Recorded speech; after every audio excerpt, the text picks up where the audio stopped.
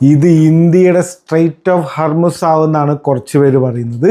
വേറെ കുറച്ച് ആൾക്കാർ പറയുന്നത് ഇത് അവതാർ സിനിമ പോലത്തെ ഒരു സെറ്റപ്പാണ്, ഇതിൽ നമ്മളാണ് വില്ലന്മാർ എന്നാണ് വേറെ കുറച്ച് ആൾക്കാർ പറയുന്നത്. അപ്പോൾ എന്തിനെ കുറിച്ചാണ് പറയുന്നത് മനസ്സിലായല്ലോ. It's about the great Nicobar project എന്ന് പറഞ്ഞിട്ട് നമ്മുടെ ആൻഡമാൻ നിക്കോബാറിൽ 81,000 കോടി രൂപയുടെ വലിയൊരു പ്രൊജക്റ്റ് വരുന്നുണ്ട്.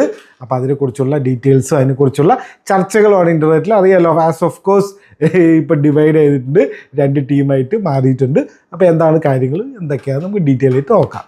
ഗലാത്തിയ ബേ എന്ന് പറഞ്ഞിട്ട് ഏറ്റവും സൗത്ത് സൈഡിൽ ഗ്രേറ്റർ നിക്കോബാർ ഐലൻഡ്സിൻ്റെ സൗത്ത് സൈഡിലുള്ള ഒരു സ്ഥലമുണ്ട്. അവിടെയാണ് ഇപ്പോൾ ഈ പറയുന്ന ഡെവലപ്മെൻ്റ് ഒക്കെ വരാൻ പോകുന്നത്. ആദ്യം ഒരു പോർട്ട് വരും, എയർപോർട്ട് വരും, ഹൗസിംഗ് ഡെവലപ്മെൻറ്റ് വരും, പിന്നെ ഒരു ടൂറിസം കോംപ്ലക്സ് വരും. അങ്ങനെ വൻ പരിപാടികളാണ്. ചിലർ കളിയൊന്നുമില്ല. 81,000 കോടി രൂപയാണ്. അപ്പോഴാണ് ഈ 2 ആർഗ്യുമെൻ്റ് വരുന്നത്. ഒന്ന്, നമുക്ക് ആദ്യത്തെ ആർഗ്യുമെൻ്റ് ഒന്ന് നോക്കാം. ഈ സ്ട്രെയിറ്റ് ഓഫ് ഹോർമുസ് ആവും എന്ന് പറയുന്നതിൻ്റെ അതെന്ത് ലോജിക്കാണെന്ന് നമുക്ക് ആദ്യം അത് നോക്കാം. സ്ട്രെയിറ്റ് ഓഫ് മലാക്ക എന്ന് പറഞ്ഞിട്ടൊരു സംഭവമുണ്ട്. ആ ഇന്തോനേഷ്യയുടെയും മറ്റേതിൻ്റെയൊക്കെ ഇടയിൽ കൂടെ പോകുന്നൊരു സാധനമാണ്.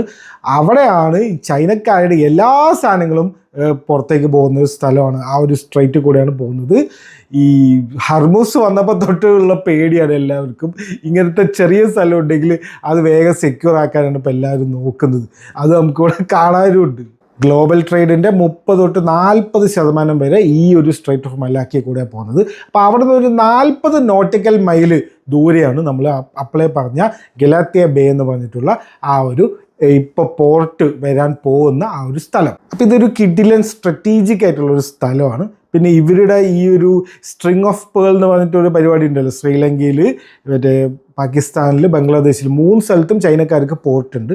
അപ്പോൾ അവർക്ക് എതിരെ നമുക്ക് എന്തെങ്കിലും ചെയ്യണമെങ്കിൽ ഇങ്ങനെയൊക്കെ ചെയ്യാൻ പറ്റുള്ളൂ. നമുക്കുള്ള സ്ഥലം ഉള്ള സ്ഥലത്തല്ലേ ചെയ്യാൻ പറ്റുള്ളൂ, പണിയാൻ പറ്റുള്ളൂ. അപ്പോൾ ആ ഒരു സ്ഥലമാണ് ഇപ്പോൾ ആൻഡമാൻ നിക്കോബാറിൽ ഈ ഒരു സ്പേസ്. ഇനി അടുത്ത ആർഗ്യുമെൻ്റ് നോക്കിക്കഴിഞ്ഞാൽ ഗവൺമെൻറ്റിൻ്റെ കണക്കാണ്. അതിൽ പറയുന്നത് 10 മില്യൺ മരങ്ങൾ മുറിക്കേണ്ടി വരും എന്നാണ് പറയുന്നത്. അതേപോലെ കുറേ ഇൻഡിജീനിയസ് ട്രൈബ്സ് അവിടെ ജീവിക്കുന്നുണ്ട്. ഇപ്പോൾ 1761 പേരെ ഉള്ളൂ. ഈ പ്രോജക്റ്റ് മൊത്തം കംപ്ലീറ്റ് ആകുമ്പോഴേക്കും 3,50,000 ആയിരിക്കും അവിടുത്തെ പോപ്പുലേഷൻ.